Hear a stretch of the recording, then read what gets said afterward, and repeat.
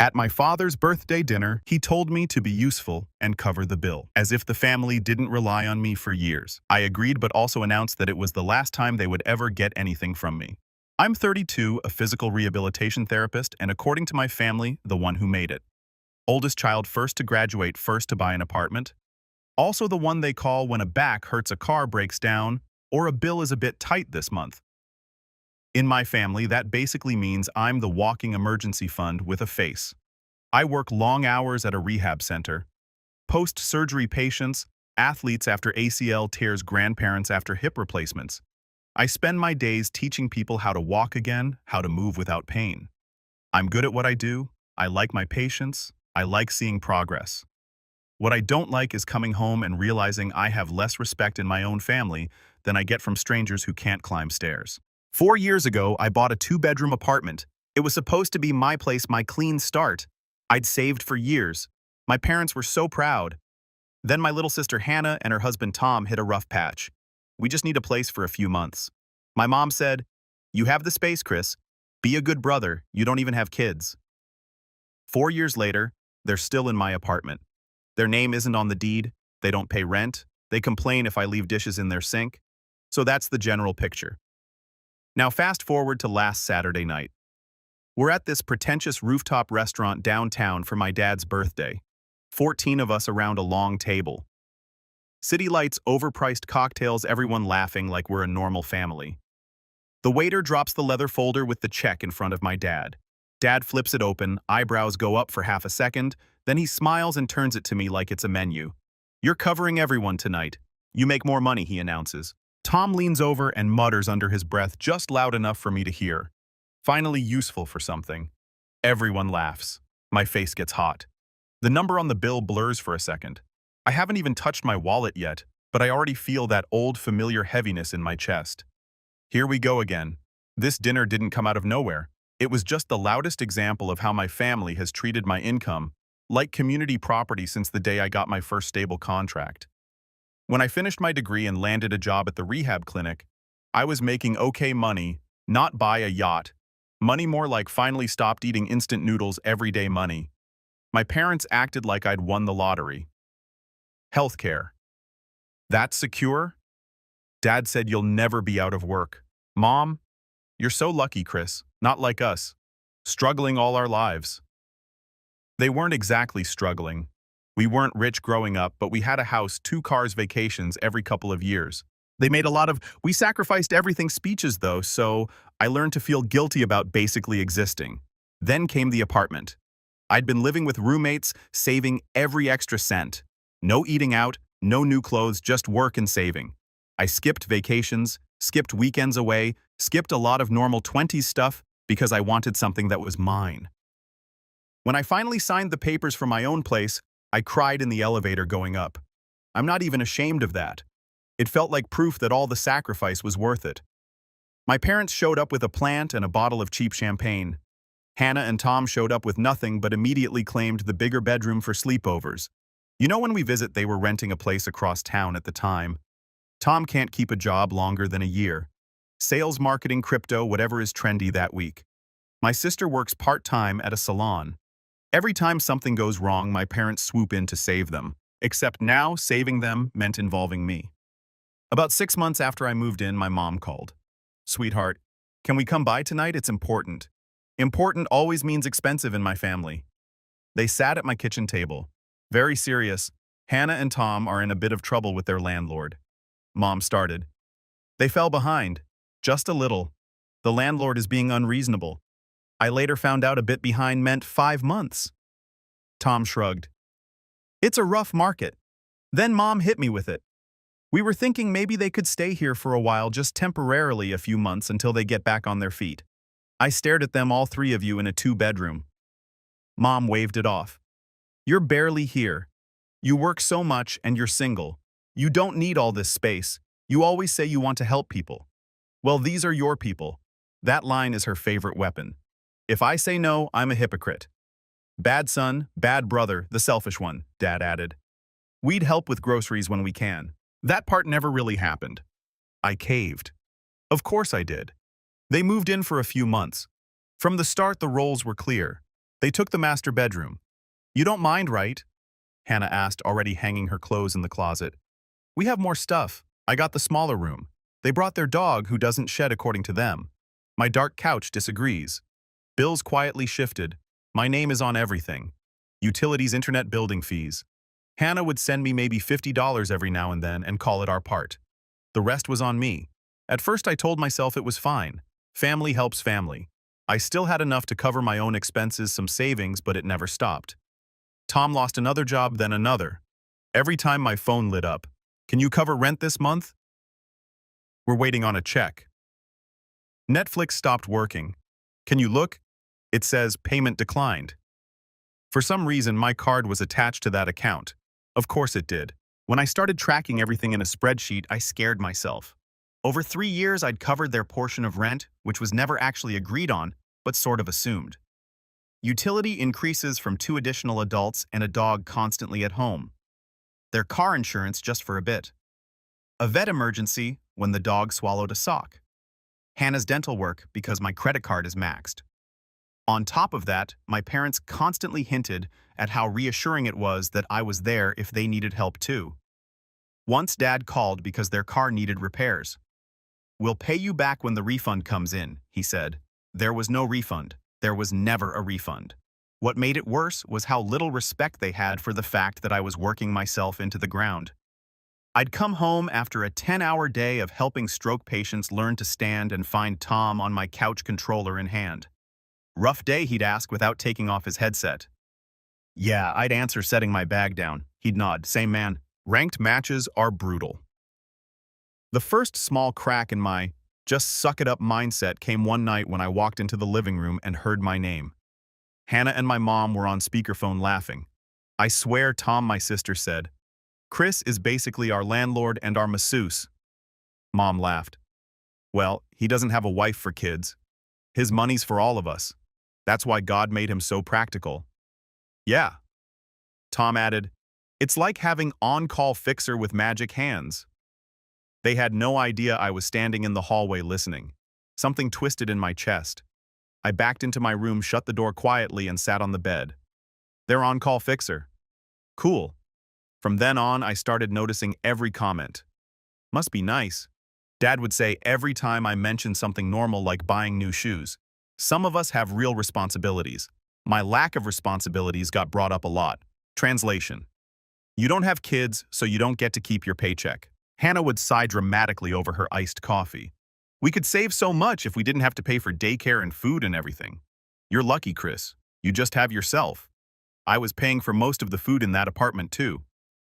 But okay. Then came the car situation. One day I got a call from the bank about a loan application. "Mr. Carter, we just need to confirm your income and employment for the car loan you applied for." I hadn't applied for anything. Long story short, Tom had accidentally put my email and phone number as the primary contact on his car loan application. "Because your credit is better, man. They'll approve it faster." They almost attached me as a co-signer without me knowing. I lost it that day, and there was a huge fight. But even then, after yelling and tears and my mom's predictable, "We don't fight like this in this family," nothing really changed. They apologized. I cooled down. Life went on exactly the same. So when Dad suggested this big birthday dinner, I already had a bad feeling.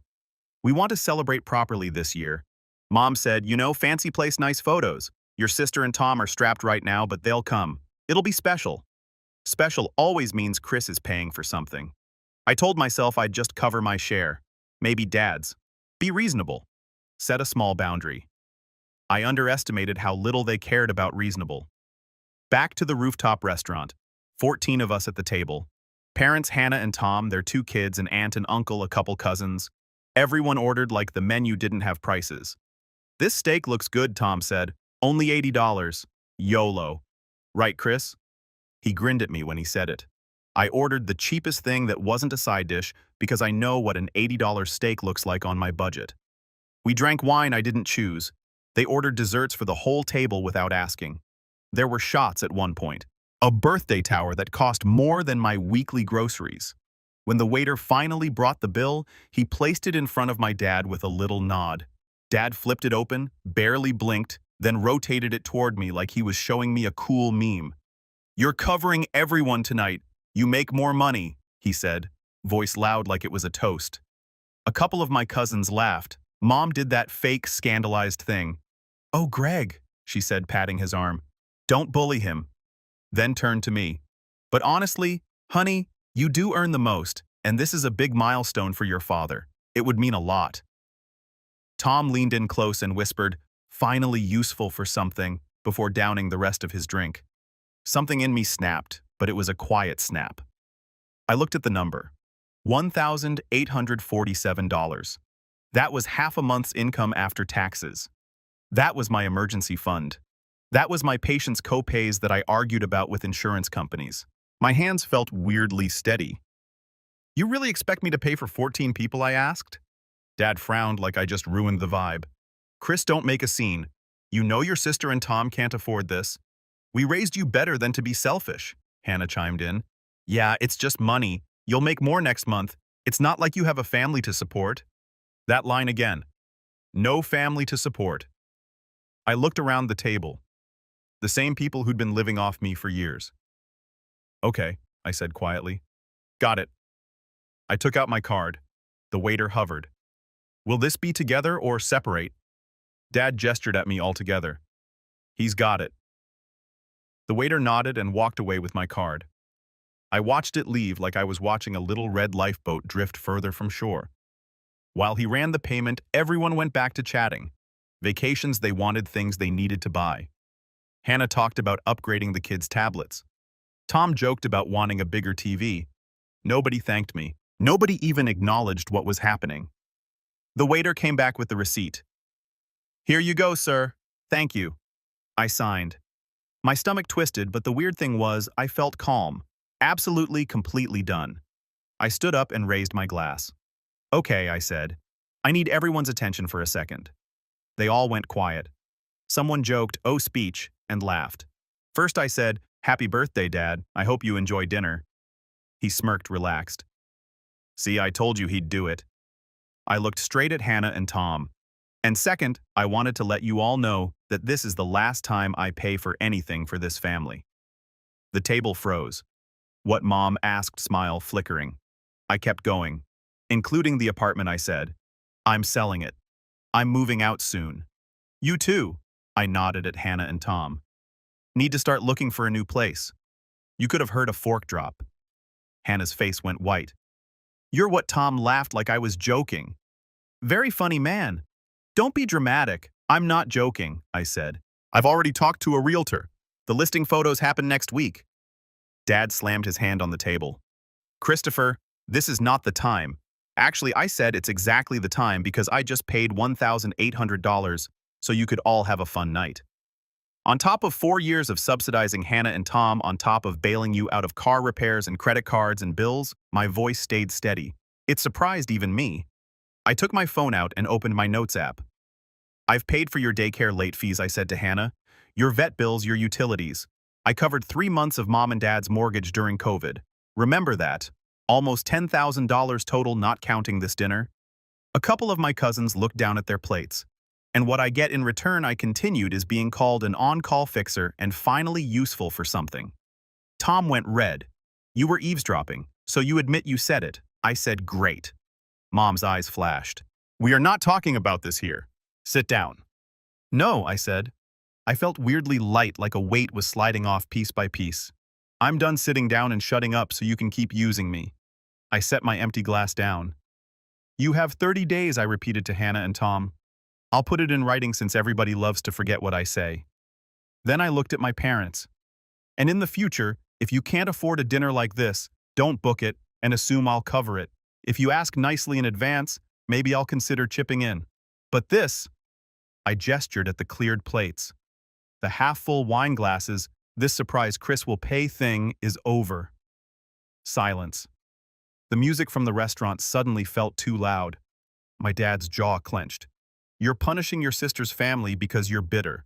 I'm protecting myself because you refuse to respect me," I said. And for the first time in my life, I actually believe my own words. People think the dramatic speech is the hardest part. It's not. It's what comes after. The fallout, the group chats, the calls, the guilt bombing. It started in the parking lot. As soon as we stepped outside, the night air hit us, and so did my mother. She grabbed my arm. "Christopher, what was that? You humiliated us in front of everyone." I gently took my arm back. I stated boundaries in front of witnesses. I said, "That's different." Dad joined in. "Where are they supposed to go out on the street? You want your niece and nephew homeless?" There it was, the kids' card. I've been waiting for it. They have 2 incomes. I said they can find a 1-bedroom or studio like every other young couple who isn't being carried. They've had 4 years of a head start. Use the time. They were living rent-free too. I don't know. Not buy new iPhones every year. Hannah walked up already crying. "How can you do this to us?" she asked. "We're family." Tom shook his head. "Over one dinner?" Seriously, I laughed. I couldn't help it. This isn't about one dinner. This is about 4 years of you acting like my paycheck is a subscription service. Mom pressed her lips together. "We didn't raise you to be cruel." She said, "You raised me to ignore my own needs." I said, "That's changing." I got in my car and left. By the time I got home, the family group chat was a war zone. "Mom, you blindsided everyone tonight. We could have discussed this calmly at home." "Dad, you owe your sister an apology." "That was shameful behavior." Hannah. "So you're really kicking us out after everything we've been through, Tom? Thanks for ruining your dad's birthday over a check." LOL. There were a couple of messages from cousins too. One that was wild but honestly proud of you. Another, you were harsh, but they needed a wake-up call. I turned my phone on, do not disturb, and slept better than I had in months. The next morning, I did something I'd been too scared to do. I called the realtor I'd emailed weeks ago and said, "I'm ready, let's list the place." We scheduled photos. He sent me comparable prices. The number he quoted for the sale made my head spin. Not billionaire money, but enough to change my life if I wasn't constantly patching holes in everyone else's. Then I sat Hannah and Tom down in the living room. No audience, no restaurant, just us. "I'm giving you formal notice," I said, handing them a printed letter with the date. 30 days. "I'm selling. You need to find a new place."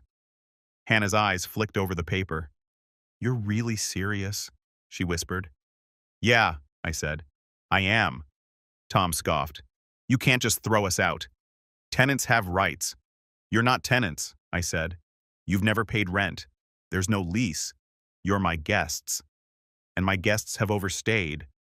"That's heartless," Hannah said. "What's heartless?" I replied. "Is trying to attach me to a car loan without asking or expecting me to cover daycare, late fees, and restaurant bills and pretending that's normal." She opened her mouth, then shut it again. "This isn't punishment," I said. "It's reality. If I sell this apartment, I can clear my own debts, maybe open a small rehab studio, actually have a future. I can't do that with 3 extra adults living off me." Tom muttered something about control issues. I didn't argue. I'd done enough explaining. The next few weeks were awkward. They started slamming doors. Passive-aggressive dishes piled in the sink. Their dog suddenly forgot he was house-trained. My parents called daily. Mom cycled through every stage. Guilt. "You know your father and I won't be around forever. This is how you want to remember us." Fighting. Martyrdom. "After all we did for you growing up, this is how you repay us." Fear. "Hannah is so stressed she can't sleep. The kids are confused. Is that what you want?" Then bargaining. "What if they just pay a little rent? We can all work something out." I stuck to one sentence. "The decision is made." I repeated it so many times, it started to feel like a meditation. Not going to lie, there were moments I almost caved, like when my niece came into my room one night and asked, "Uncle Chris, are we moving because we were bad?" I hugged her and said, "No, sweetheart, you were perfect. The grown-ups just need to fix some things." I went into my own therapy more often during that month. My therapist kept bringing me back to the same point. "You're not making them homeless," she said. "You're making them responsible." When the listing went up, my mom lost it. She sent me a long message about airing family business to strangers because the photos showed their cluttered bedroom. Then she dropped the mask. Fine. Do whatever you want, but don't come crying to us when you're alone in some tiny apartment with no one to help you." That one stung. But also it was almost funny. No one to help me. I'd been helping them non-stop for years. The only difference now was that I'd stopped. The apartment sold faster than expected. Got an offer over asking within 2 weeks. When I told Hannah and Tom the closing date, they finally started packing like it was real. They ended up moving into a smaller rental on the edge of the city. No balcony, no rooftop view, no master suite, just a normal apartment people pay for with their own money. My parents helped them with the deposit, which they absolutely could have done years ago. Wild concept. As for me, I rented a modest one-bedroom closer to my work. Smaller kitchen, less sunlight, no Instagram-worthy skyline. But when I walked in the first night and shut the door, the silence felt peaceful. No game noises, no arguments in the living room, no extra shoes in the hallway, just my stuff, my bills, my life. With the money from the sale, I paid off my student loans in one go. Cleared my credit card, put a chunk into savings labeled Clinic Dream. It was the first time my bank account looked like it belonged to an adult who wasn't constantly one crisis away from zero. My patients noticed the change in me before my family did. "You look lighter," one of my regulars said.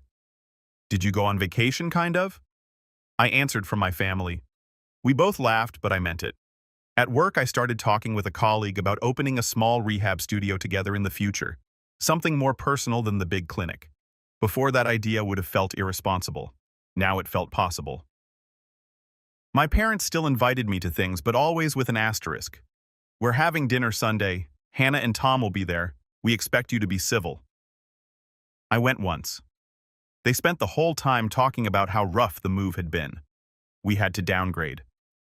Hannah complained, "I missed the view. The kids missed the space." Tom added, "Our new place doesn't even have a gym in the building. First world problems, right?" No one mentioned the part where they now actually pay rent. At the end of the night, when the bill came, it landed in the middle of the table. Everyone looked at it, then at me. I smiled. "So, separate checks?" I asked the waiter. Dad glared, but after an awkward pause, everyone mumbled, "Yeah, separate is fine." And just like that, the spell broke a little more. It's been 6 months since the rooftop dinner. To my parents, this is when Chris turned cold. In my mom's version, I'm selfish and obsessed with money, meaning I stopped funding everyone's life. In their story, I kicked kids out and chose cash over family. In mine, I finally chose myself. My life is smaller now, in a good way. Plain, one-bedroom basic stuff, quiet nights, but everything in it is mine. I know where my money goes. I open my banking app and don't feel sick. I still help people. That's literally my job. I stay late with nervous patients. Still get videos of them climbing stairs again. That kind of help fills me up. I just don't let my family treat me like an ATM anymore. I see them less and only on my terms. If they invite me out, I ask, "How are we handling the bill?" If it's vague, I pass. When my dad hinted about taxes, I said, "I can't help with money, but I can help you call the bank." He dropped it. My sister and I have a quiet truce. She sends photos of the kids. Sometimes we meet at the park. Once she said we actually had to make a budget. It sucked, but I get that you were drowning. Not an apology, but close. My mom still throws, "Hope you're happy in your little apartment," like an insult. But I don't care because I'm fine with what it is now.